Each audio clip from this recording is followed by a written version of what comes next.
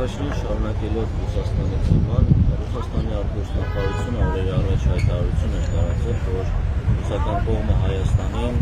առաջարկել է բարձր հզորության ատոմակայանի նախագիծ, որը կկարողանա հանրապետության կարիքները, էներգետիկ կարիքները բավարարել տասնամյակների համար։ Եվ նաև մեկ հարց վերաբերում է TRIP նախագծին, նախորդին ամերիկյան պատվիրակություն է ժամանել մեկնարկելու հողատարածքի ուսումնասիրությունը TRIP նախագծի։ Կարող եք արդյոք Շատ լավ, ատոմակայանի հետ կապված հարգելի նաև TRIP-ի մասին ժամանել էր պատվիրակություն հողատարածքի ուսումնասիրության համար, արդյոք կարող ենք ոչ միայն հողատարածքի, որ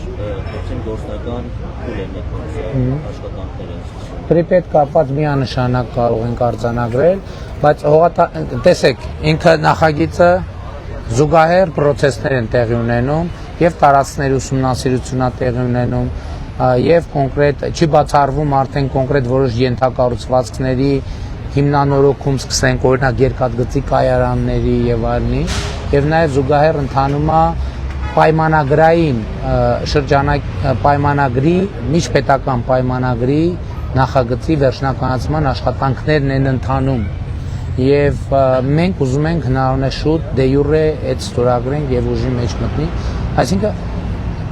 գործնականում չեմ չափազանցնում ամենօրյա աշխատանքա գնում TRIP-ի շուրջ ամենօրյա, այսինքն այս մասով այո եւ տարածքի ուսումնասիրություն եւ ֆինանսական ներդրումային հետաքրքրությունների ուսումնասիրություն եւ կառավարման մոդելների ուսումնասիրություն եւ դե յուրե նշանակություն ունեցող պայմանագրի ուսումնասիրություն եւ այդպես շարունակ։ Ատոմակայանի հետ կապված մենք այո, ոչ մի նորություն չկա, մենք նման առաջարկ Ռուսաստանից ստացել ենք, բայց մենք նման առաջարկ ստացել ենք նաեւ Կորեայից, մենք նման առաջարկ ունենք Ֆրանսիայից, մենք այլ առաջարկներ էլ ունենք եւ մեր հաշվարկը այն է, որ մենք արևային էներգիայի այս տեմպով մենք մեծ 1000 մեգավատանոց, իսկ առաջարկները հիմնականում 1000 կամ 600 մեգավատանոց ատոմակայանների մասին է, այդպիսի մեծ ատոմակայանի կարիք չենք ունենալու, որովհետև մենք ունենք մեր ռեսուրսը արևը։ Մենք հիմա կենտրոնացած ենք, մենք ուզում ենք մոդուլյար ատոմակայան։ Ինքը ինչով է լավ մոդուլյարը, որ իրան մի մոդուլ կառուցում ես, հետո որ ժամանակ անց կարաս երկրորդը կառուցես, երրորդը, չորրորդը, եւ ամենակարևորը անվտանգության հետ կապված մոդուլային ատոմակայանը կոպիտ ասած Չեռնոբիլի վթար չի կարա ունենա։ Սա մեզ համար ամենակարևոր հարցն է, որ մոդուլային ատոմակայանում վթարը համարվում է տեղային միջադեպ։ Այսինքն ես շատ կոպիտ ասեմ, մոդուլային ատոմակայանից մի կիլոմետր հեռավորության վրա գտնվող բնակավայրը վթարի պարագայում չի էվակուացվում։ Այս ամենակարևոր առանձնահատկությունն է։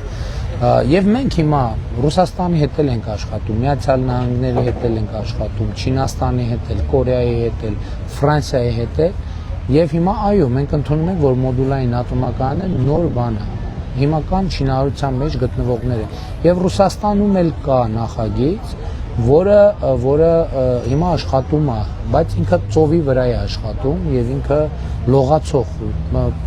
պլավուչի են ասում կամ ջրի վրա աշխատող մոդուլային ատոմակայանը եւ հիմա երբ որ այդ առաջարկը կլինի, մենք պետք է նայենք նախ տեխնոլոգիայի առաջարկը եւ գնի առաջարկը եւ որ մեզ համար լավագույն առաջարկը էլի եմ ասում ամենայն հարգանքով, բայց մենք ատոմակայանի դեպքում էլ քաղաքական ընտրություն չենք անում, չենք ուզում անենք, որտեղ սա տնտեսական հարց է, մենք ուզում ենք ծրագրի տևականությունը եւ շահավետությունը Հայաստանի Հանրապետության համար երաշխավորենք։ Հիմա որը Միացյալ Նահանգները լավ ամենալավ առաջարկը կան, իրանց հետ կաշխատենք, Չինաստանը ամենալավ առաջարկը կան, իրանց հետ կաշխատենք, Ռուսաստանը ամենալավ առաջարկը կան, իրանց հետ կաշխատենք, Ֆրանսիան կանի առաջարկ, իրանց հետ կաշխատենք, Կորեան հարավային, իրանց հետ կաշխատենք, այս է պատմությունը ամեն։ Բայց ցավոք Հայաստանում էլ դա երբեմն ընկալվում է, որ դա քաղաքական ընտրության հարց է, ոչ դա քաղաքական, դա մաքուր տնտեսական հարց է։ Հավանիչ տեսանյութը եւ բաժանորդագրվիչ նորությունները բաց չթողնելու համար